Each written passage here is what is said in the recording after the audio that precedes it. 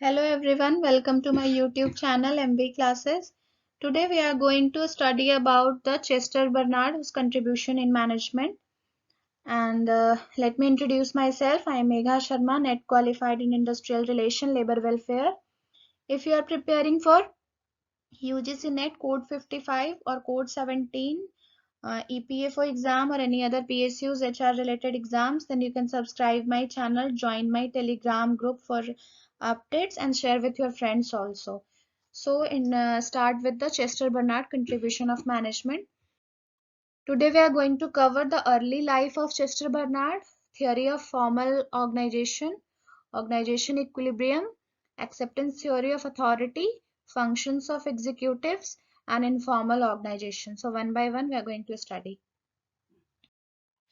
So Chester Bernard is an American business executive. He is also a public administrator.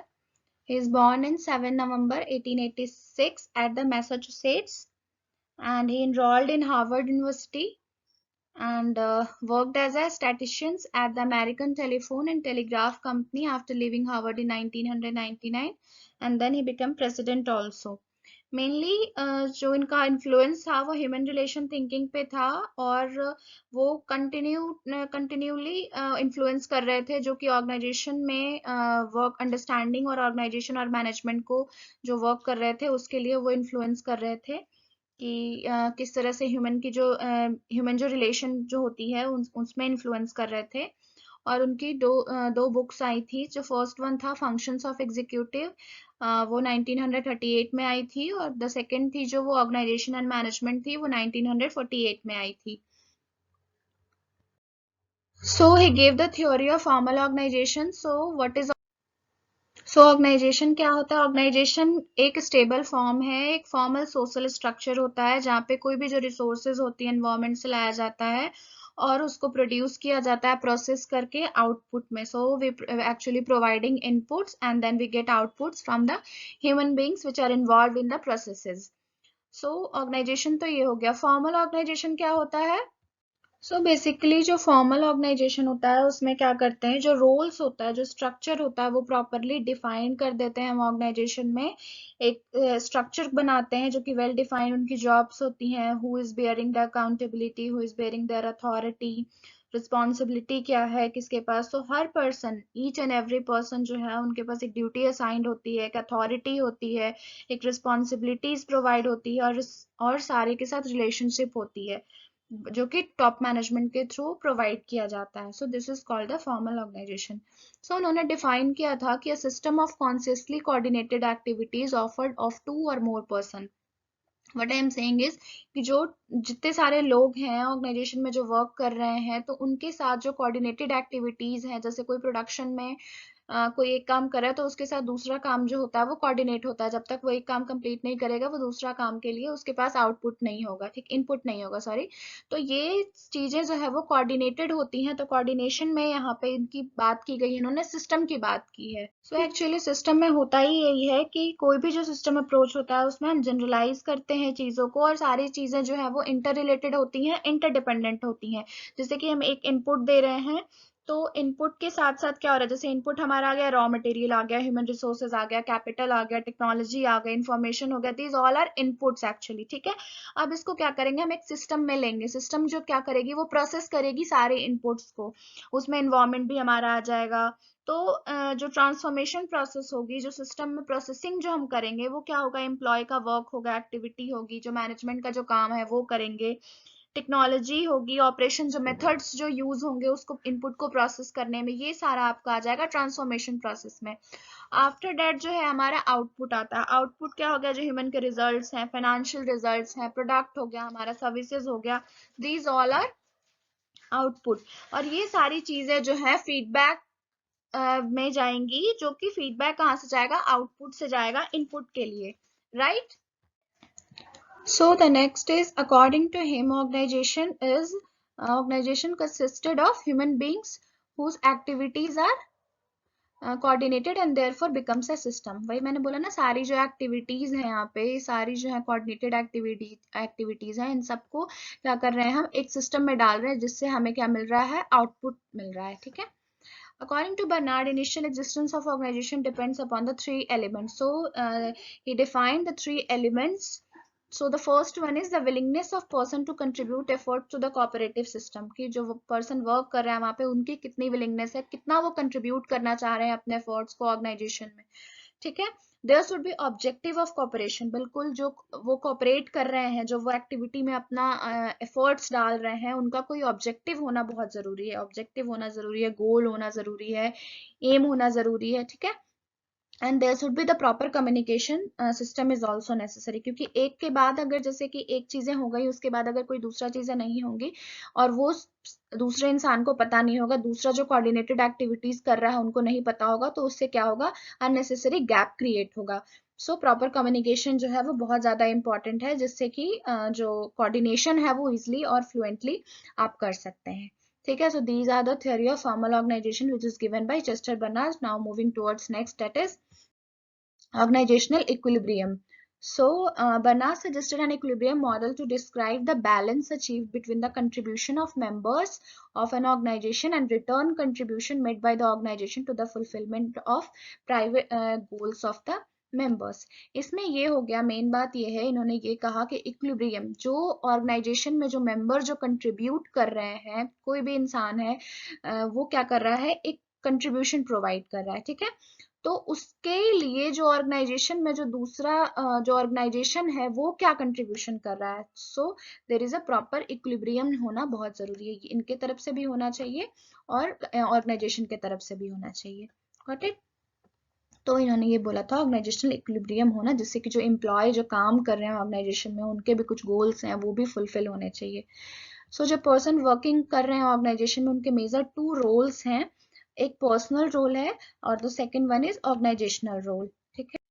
सो यहाँ पे organisation में ये जो इक्विलिब्रियम, ऑर्गेनाइजेशनल इक्विलिब्रियम की बात की गई थी, वो क्यों की गई थी, क्योंकि जो भी ऑर्गेनाइजेशन में एम्प्लॉय जो है वो वर्क कर रहे हैं तो they want motivation. So motivation कैसे मिलेगा, अगर वो वर्क कर रहे हैं और उनको किसी भी तरह का इंसेंटिव नहीं प्रोवाइड किया जा रहा है या कम दिया जा रहा है तो उनको कोई मोटिवेशन नहीं होगा. अगर जितना वो काम कर रहे हैं और उसके इक्वल इंसेंटिव मिल रहा है तो भी बहुत ज्यादा मोटिवेशन नहीं होगा, क्योंकि भाई हम ये सोच रहे थे कि हमें जितना काम कर रहे हैं हमें पैसा भी तो उतना ही मिल रहा है, तो उतना ज्यादा मोटिवेशन वहां पे नहीं होगा. मैं जितना कर रहा हूँ उतना ही तो मुझे मिल रहा है. लेकिन अगर आपको इंसेंटिव ज्यादा मिल रहा है और काम आप उस, अगर आपको लग रहा है कि आप काम कम कर रहे हो और इंसेंटिव आपको ज्यादा मिल रहा है तो आपको वहां पे मोटिवेशन होगा. जरूरी नहीं इंसेंटिव जो है वो आपको मॉनेटरी टर्म्स में ही मिले, बहुत सारे अदर बेनिफिट्स भी होते हैं, उसके टर्म्स में भी आप इंसेंटिव प्रोवाइड कर सकते हो. सो मोटिवेशन जो है वो उससे भी इंक्रीज होता है. सो मेनली जो इंसेंटिव का गोल ये था कि जो पीपल जो है जो वर्क कर रहे हैं ऑर्गेनाइजेशन में कंट्रीब्यूट कर रहे हैं उनको एक पर्सनल जो है वो सेटिस्फैक्शन भी होना चाहिए कि वो भी ऑर्गेनाइजेशन के थ्रू जो है वो एडवांटेज ले रहे हैं और ऑर्गेनाइजेशन को मतलब प्रोवाइड कर रहे हैं, जो अपनी इफिशियंसी एफर्ट्स लगा रहे हैं उनके रिस्पेक्ट में उनको भी कुछ जो उनके गोल्स हैं, उनके जो प्राइवेट गोल्स हैं वो भी फुलफिल किए जा रहे हैं. तो ये जो 2 रोल्स थे, पर्सनल रोल और ऑर्गेनाइजेशनल रोल, इनको भी हम डिटेल में पढ़ते हैं. सो पर्सनल रोल में ये आ गया आपका कि जैसे पर्सनल जो वो क्या कंट्रीब्यूट कर रहे हैं as a person, they contribute कर रहे हैं टाइम, कंट्रीब्यूट कर रहे हैं नॉलेज, कंट्रीब्यूट कर रहे हैं डिस्कम्फर्ट, एक्चुअली प्रोडक्शन प्रोवाइड कर रहे हैं. तो ये सारा जो हो गया वो पर्सनल कर रहे हैं. ऑर्गेनाइजेशन क्या प्रोवाइड कर रहा है, उन्हें मनी प्रोवाइड कर रहा है, स्टेटस प्रोवाइड कर रहा है, रिकॉग्निशन प्रोवाइड कर रहा है. So there should be the balance between what employees get out of the organization and what they contribute. So this is the organizational equilibrium. Not moving towards. So this is a very important theory of authority which is given by Chester Bernard. Acceptance theory. तो acceptance मतलब ये कि जो भी accept करेंगे, नाम से याद रखिए इसको, एक्सेप्टेंस थ्योरी. तो जो भी आप एक्सेप्ट कीजिएगा या जो भी जो सबऑर्डिनेट है वो एक्सेप्ट करेगा इस अथॉरिटी को तो ही वो अथॉरिटी मानी जाएगी, वरना नहीं मानी जाएगी. जैसे ये आपका जो ये लास्ट लाइन है इसमें वो यही लिखा गया है, thus in Barnard view if a subordinate does not accept his manager authority it does not exist. वो अगर आपने अथॉरिटी नहीं मानी, एक्सेप्ट नहीं किया तो वो अथॉरिटी मानी ही नहीं जाएगी, वो एग्जिस्ट ही नहीं करता है, वो डिनायल ऑफ अथॉरिटी एक्चुअली होता है. ठीक है. जैसे कि हमने क्लासिकल जो कंसेप्ट ऑफ अथॉरिटी पढ़ा था तो उसमें ये पढ़ा था कि टॉप टू बॉटम हमेशा जो है वो अथॉरिटी वो फ्लो करती है, राइट. लेकिन इन्होंने बात की थी बॉटम टू टॉप की. ओके। सो कि अब जो भी चीजें हैं, जरूरी नहीं है कि हमेशा जो है वो टॉप से ही चीजें आए और जो भी अथॉरिटी है वो आए और हम उसको फॉलो करें, नहीं।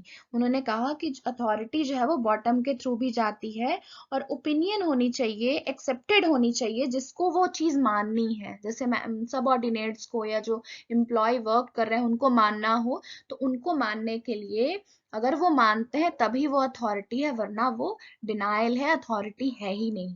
सो किस जो पर्सन है वो किस कंसेप्ट में, किस अथॉरिटी जो है वो एक्सेप्ट कर रहा है, वन बाय वन हम उसको पढ़ेंगे। He can and does understand the communication. बहुत जरूरी है, क्योंकि कम्युनिकेशन अगर क्लियर नहीं है तो वो चीजें समझ में ही नहीं आएंगी कि क्या बोलना चाह रहे हैं वो। At the time of decision he believes that it is not inconsistent with the purpose of organization. Correct, जो आपका ऑर्गेनाइजेशन का पर्पस है, जो एम है, जो गोल है, उसके थ्रू इनलाइन नहीं हो रही है अगर आप जो बात कहना चाह रहे हैं, तो डेट इज नॉट इनकंसिस्टेंट है, तो वो भी बहुत ज्यादा गलत डिसीजन है। Right. At the time of decision he believe it is compatible with his personal interest as a whole. सो ये भी बहुत इंपॉर्टेंट है कि जो मैनेजर है वो बस अपना पर्सनल इंटरेस्ट देख रहा है, ना कि पूरे ऑर्गेनाइजेशन में जो वर्क कर रहे हैं सबऑर्डिनेट्स हैं उनके, जो वर्कर्स हैं उनके इंटरेस्ट में नहीं है, सिर्फ वन पर्सन के इंटरेस्ट में है, तो that is also not good for the organization. He is able mentally and physically to comply with it, क्योंकि वो मेंटल और फिजिकली जो है वो हेल्दी होना चाहिए, जो भी ये चीजें बोल रहा है या फिर जो मैनेजर्स हैं वो अथॉरिटी प्रोवाइड कर रही हैं, तो वो बिल्कुल सही होने चाहिए। ठीक है, किसी को कोई प्रॉब्लम तो नहीं है इसमें? अगर किसी को है तो प्लीज कमेंट सेक्शन में बताइएगा, जिससे कि मैं जो नेक्स्ट वीडियो डालूं उसमें अगर आपको कोई प्रॉब्लम हो तो मैं उसको कंसीडर करूं। ठीक है। So next is the functions of executive. Functions of executive में क्या है, क्योंकि इन्होंने पब्लिक एडमिनिस्ट्रेशन में, जैसे कि मैंने अर्ली लाइफ में बताया था कि इन्होंने बहुत ज़्यादा कंट्रीब्यूट किया था, तो बर्नार्ड ने 3 टाइप्स ऑफ फंक्शंस जो हैं वो प्रोवाइड की हैं एग्जीक्यूटिव्स के लिए, कोई भी फॉर्मल जो ऑर्गेनाइजेशनल सेटअप होता है उसके लिए, कि प्रॉपर जो है वो मेंटेन कम्युनिकेशंस होना चाहिए ऑर्गेनाइजेशन में, कम्युनिकेशन जो है वो मेंटेन होना चाहिए, that is very much necessary in organization. Next one is obtaining essential services from individuals for achieving the organizational goals, क्योंकि जो भी individuals हैं उनके जो services हैं, जो efforts हैं, वो coordinated होने चाहिए और वो organization में proper काम करें, तो वो बहुत ज़रूरी है।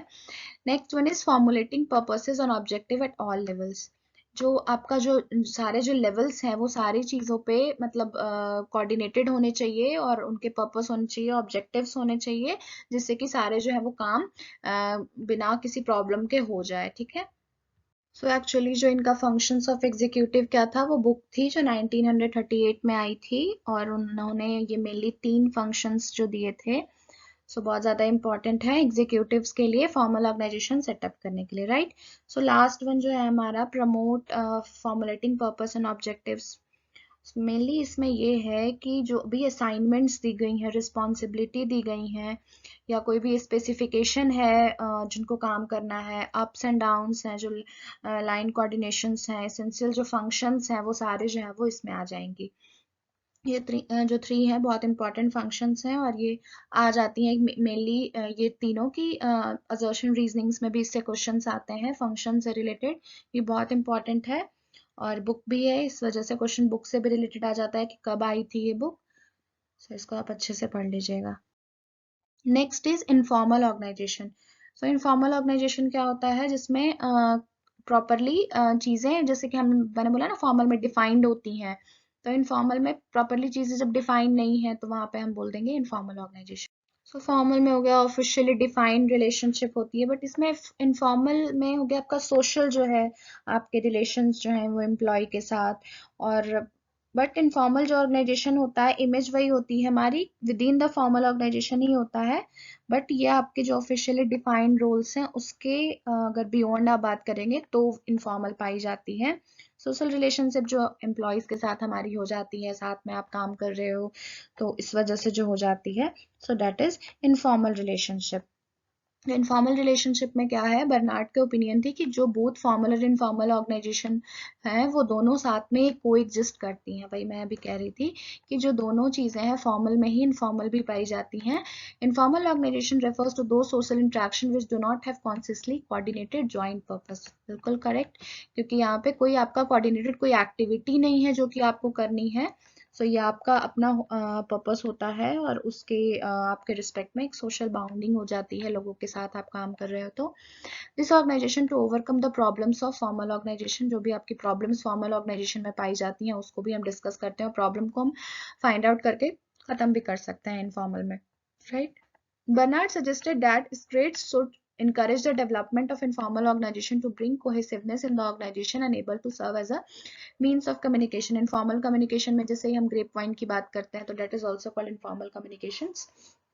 सो बर्नार्ड ने यहाँ पे बोला था इनकरेज करना चाहिए इनफॉर्मल ऑर्गेनाइजेशन को, जिससे कि कोहेसिवनेस हो ऑर्गेनाइजेशन में, जो लोग काम कर रहे हैं उनके बीच में अच्छी एक कोऑर्डिनेटेड एक्टिविटीज क्योंकि करनी होती है, तो ये चीज़ें बहुत ज़्यादा इम्पॉर्टेंट है ऑर्गेनाइजेशन में। फॉर्मली आप अगर काम करना चाह रहे हो तो ये भी, क्योंकि एक डायनामिक होता है ना ऑर्गेनाइजेशन, तो उसमें पर्सनल प्रोफेशनल सोशल रिलेशनशिप, जिसमें हम कम्युनिटीज़ के डिफरेंट डिफरेंट कम्युनिटीज़ के लोग होते हैं, सोशल नेटवर्क्स जो हैं वो बनती हैं वहाँ पे वर्क इन्वायरमेंट में। और तो इस वजह से वहाँ पे प्रॉपर जो है वो अगर आपको कोई फॉर्मल में भी कोई प्रॉब्लम है तो वो हम डिस्कस करें इनफॉर्मली और उसको ओवरकम करने की कोशिश करनी चाहिए। सो this is very important which is given by Chester I Bernard.